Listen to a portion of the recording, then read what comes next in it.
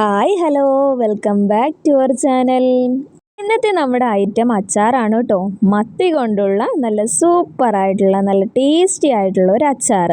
വളരെ എളുപ്പത്തിൽ തന്നെ നമുക്കിത് വീട്ടിൽ തയ്യാറാക്കാവുന്നതേ ഉള്ളൂ കേട്ടോ.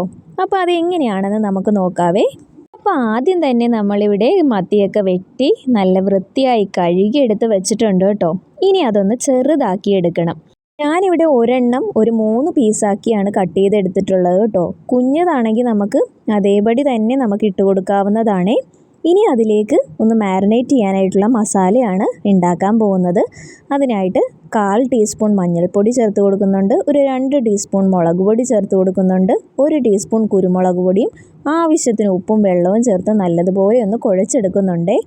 ഇനി അതിലേക്ക് കട്ട് ചെയ്ത് വെച്ചിരിക്കുന്ന ആ ഒരു മത്തിയൊക്കെ ഒന്ന് ഇട്ട് കൊടുത്ത് നല്ലതുപോലെ ഒന്ന് കുഴച്ചെടുക്കുന്നുണ്ട്. ഇനി അതൊരു 10-20 മിനിറ്റോളം നമുക്കൊന്ന് റെസ്റ്റ് ചെയ്യാനായിട്ട് വെക്കാവേ. ഇനി നമുക്കതൊന്ന് പൊരിച്ചെടുക്കാനായിട്ട് ഒരു ചീനച്ചട്ടി വെച്ച് കൊടുക്കുന്നുണ്ട്. അതിലേക്ക് വെളിച്ചെണ്ണയാണ് കേട്ടോ ഒഴിക്കുന്നത്.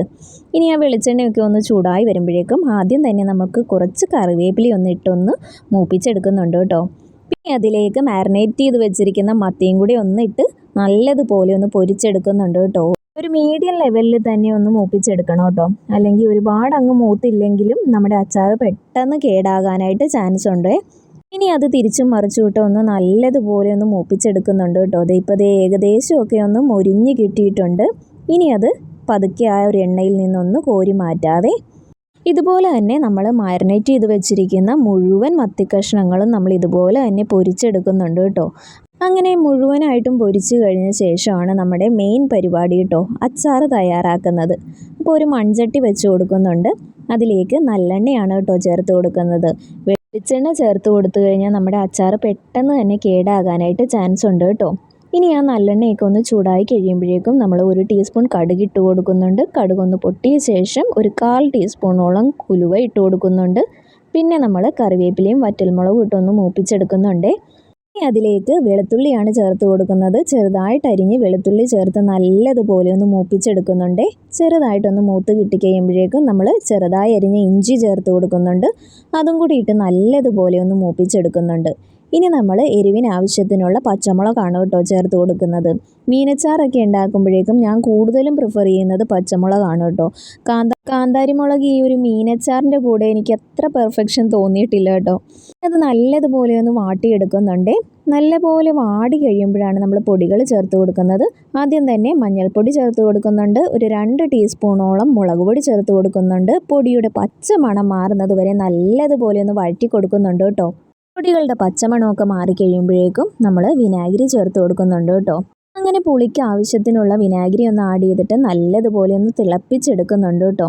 ഈ ഒരു സമയം തന്നെ നമ്മൾ ഉപ്പൊന്ന് നോക്കിയിട്ട് ഉപ്പും കൂടി ആഡ് ചെയ്തിട്ട് നല്ലപോലെ ഒന്ന് മിക്സ് ചെയ്തെടുക്കുന്നുണ്ട്. ഇനി അതിലേക്ക് വറുത്ത് വെച്ചിരിക്കുന്ന ആ ഒരു മത്തിക്കഷ്ണങ്ങൾ ഇട്ട് കൊടുക്കുന്നുണ്ട് കേട്ടോ.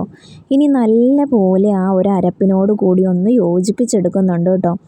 ഇപ്പോൾ ഇതൊരു ഡ്രൈ ആയിട്ടുള്ളൊരു ടെക്സ്ചറിലാണ് ഇരിക്കുന്നത്. ഇനി നിങ്ങൾക്കൊന്ന് ലൂസായിട്ട് കുറച്ച് ചാറോട് കൂടി വേണമെങ്കിൽ കുറച്ച് വിനാഗിരിയും കൂടി ചേർത്ത് ഒന്നുകൂടി ഒന്ന് തിളപ്പിച്ചെടുത്താൽ മാത്രം മതി കേട്ടോ. ഇതിലേക്ക് അവസാനമായിട്ട് കുറച്ച് കായപ്പൊടി ചേർത്ത് കൊടുക്കുന്നുണ്ട്.